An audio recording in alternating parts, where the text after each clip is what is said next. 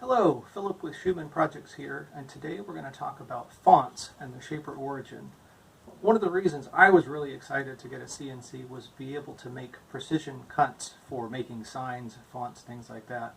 It's pretty easy once you get started, but there are a few tricks to make sure your SVG is set up for origin to be able to cut fonts. We're going to walk through that today and get you started. So first off is selecting your font. One of the great resources that I use a lot is Google Fonts at fonts.google.com. You can come in here, put the text that you're actually trying to use the filters that they have to try and find a font that works best for your application. There's a ton of filters for different types of fonts, different sizes, different scales, different weights.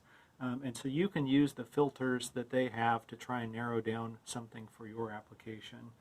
One of the nice things about Google Fonts is that many, if not all, of the fonts are available with very open licenses for you to be able to use in your own personal and or commercial applications. So check out the license for each font that you find.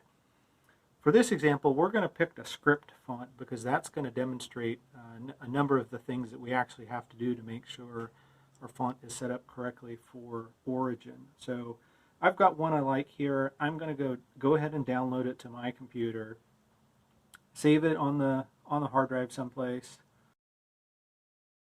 You can download multiple fonts at once, and Google Fonts will zip them all together. Once you have it on your hard drive, you want to extract that zip file so that you have the fonts locally. And for Inkscape, which is what we're going to use today, you want to make sure that that font is installed as a system font, not just as a user. So you want to right-click and install for all users. That'll make sure that that font is available for Inkscape to use. So we're going to use Inkscape. It's a free vector drawing tool. You can use other vector drawing tools like Adobe Illustrator or CorelDRAW, things like that, that are going to produce that SVG file. Inkscape's nice, it's free, there's a lot of tutorials online. So once you have Inkscape downloaded and installed, we're going to set up our file. I'm here in the US, so I'm using inches, but you can use millimeters as well. But you want to have your display units and your actual size of your document in the consistent units, whether it's inches or millimeters. We're going to do 12 inches by 12 inches for this example. So now it's time to select our font. So we go to the font tool, click, type in the text that we actually are going to want to route out with the shaper.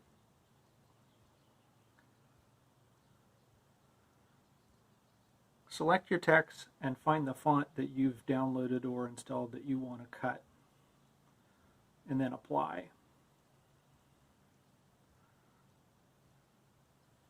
So you can change the size of the font in a couple ways. One, you can use the point font to be able to select it, or the other thing you could do is just drag the whole object and scale it as well.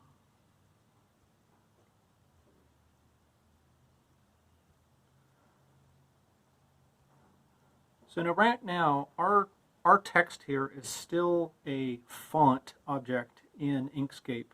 I'm going to save a copy so you can see what this looks like on origin. This is not going to work if you bring it in just like this. It's not vector. There's nothing that origin can actually route. So we're going to save it as just a font only. This is nice, and I do this for my files I'm actually working with, so I can go back and adjust the text later if I want. But what we need to do is we actually need to take that font object and convert it to a path. A path in a vector drawing tool actually has different points that dictate where the lines are going to go, where the curves are, how sharp the radiuses are. So now that you actually have your font as a path, we're going to save that off as a path.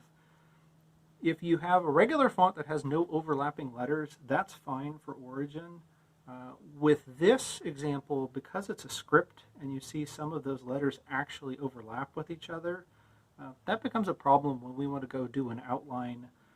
And I'm going to show you what that looks like as well. So what I'm going to do here is actually ungroup it and then take each letter individually that overlap and do a union.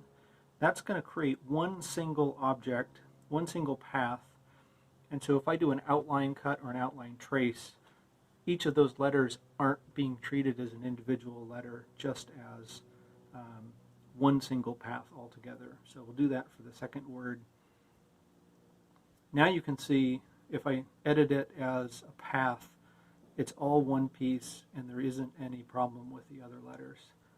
We'll save that out, as this is the one I'm actually going to cut, and we'll see what that looks like here in a minute.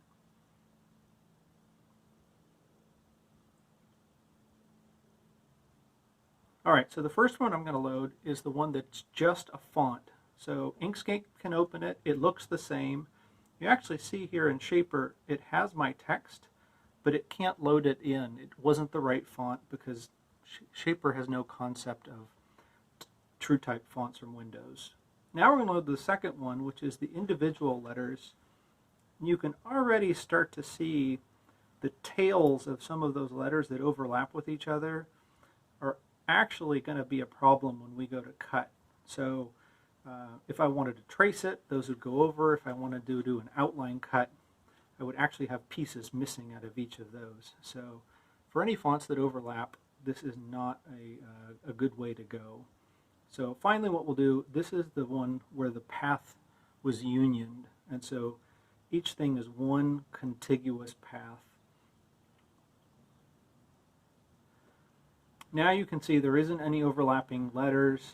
Everything looks like it's one single path. If I were to cut on the outline, you actually see that everything's going to be one piece. And if I wanted to do an engraving, I could actually do an online cut and just follow that path around for that whole word.